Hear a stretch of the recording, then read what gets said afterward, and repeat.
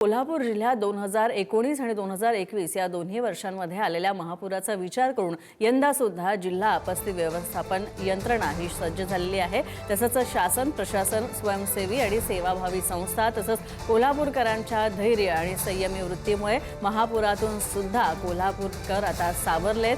पण महापुरामुळे जिल्ह्याची फार मोठी हानी झाली होती आणि त्यामुळे गेल्या 2 मोठ्या महापुरांच्या अनुभवानंतर आता यंदा पावसाळ्यामध्ये संभाव्य महापुराची शक्यता व्यक्त करत आता ही शक्यता गृहीत धरूनच प्रशासनानं आत्तापासून नियोजन करायला आणि सगळं प्लॅनिंग करायला सुरुवात केलेली आहे। पूरपरिस्थिती जर उद्भवलीच तर मुकाबला कसा करता येईल यासाठीच्या दृष्टीनं आपत्ती व्यवस्थापन यंत्रणा सज्ज ठेवण्यात आलेली आहे। पण आता कोल्हापुरातल्या राजाराम बंधारा इथं सर्वच सामग्रीची तपासणी या दृष्टीने करण्यात आली।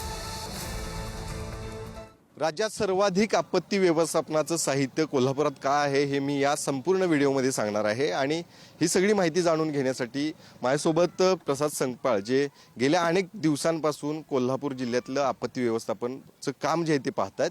2 महापूर ज्यामध्ये सर्वात महत्त्वाचा 2019चा महाप्रलय म्हणावा लागेल, त्यानंतर 2021ला सुद्धा सेम महाप्रलय जो आहे तो कोल्हापूरमध्ये आला होता आणि त्याचा पूर्ण अनुभव ज्या व्यक्तीला सर्वाधिक आहे ते म्हणजे प्रसाद संकपाळ आपल्यासोबत आहेत। आणि त्यांची टीम माझ्या याच बाजूला राजाराम बंधाऱ्याच्या अगदी काठावरती या घाटावरती आज प्रात्यक्षिकं करताना पाहायला मिळते। जी साहित्य असतं ते संभाव्य महापुराच्या पार्श्वभूमीवरती आधीच जी आहे ती तपासणी त्याची केली जाते।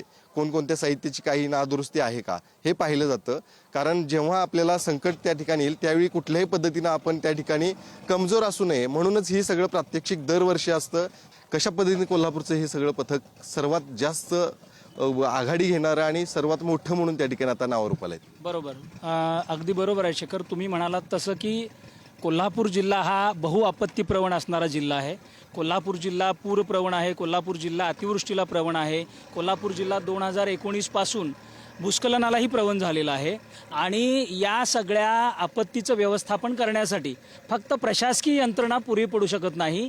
त्यामुळे कोल्हापूर जिल्ह्यानं राज्यात नव्हे तर देशात पहिल्यांदा समुदाय स्थित आपत्ती व्यवस्थापन कोल्हापूरमध्ये राबवलेलं आहे। समुदाय स्थित आपत्ती व्यवस्थापन म्हणजे काय, तर ज्या भागात ज्या गावामध्ये आपत्ती येणार आहे त्या गावातीलच तरुणी जर आपत्ती व्यवस्थापनाच्या कामामध्ये तयार असतील तर त्या आपत्तीची तीव्रता आपल्याला कमी करता येते। आणि हे उदाहरण घालून देणारं कोल्हापूर हा देशातील पहिला जिल्हा आहे। आपल्या जिल्ह्यामध्ये समुदाय स्थित आपत्ती व्यवस्थापनामध्ये सहभागी होऊन काम करणारे 2500 पेक्षाही जास्त स्वयंसेवक आपण तयार केलेले आहेत। या 2500 मध्ये आपल्या 500 पेक्षाही जास्त युवती आहेत आणि या युवतींना आपण आपदा सखी असं नाव दिलेलं आहे।